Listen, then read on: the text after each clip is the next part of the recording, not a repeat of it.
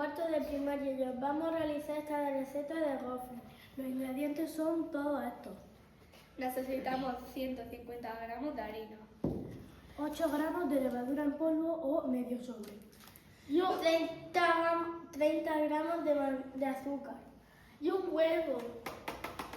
Y 200 mililitros de leche. Y por último, 40 gramos de mantequilla. Estas recetas salen para 6 o 8 gofres pequeños. Si quieres más, puedes hacer el doble o el triple. Primero separamos la clara de la yema en 2 recipientes.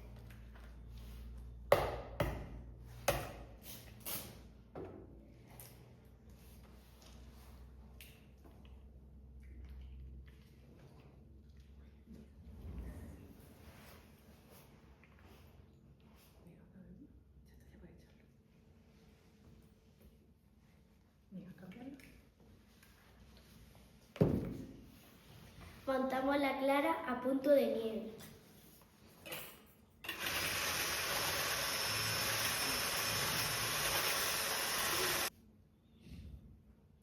A continuación en el recipiente con la yema echamos la levadura mezclada con la harina.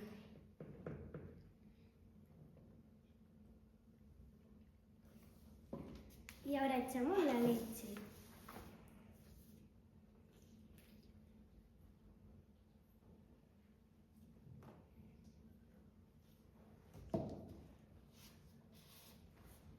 A continuación echamos el azúcar.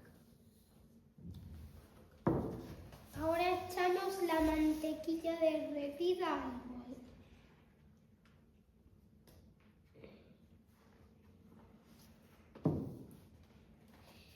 Y por último mezclamos muy bien.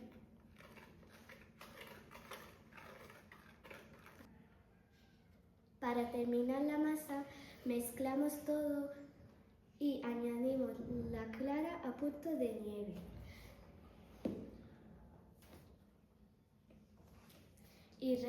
Y removemos todo suavemente.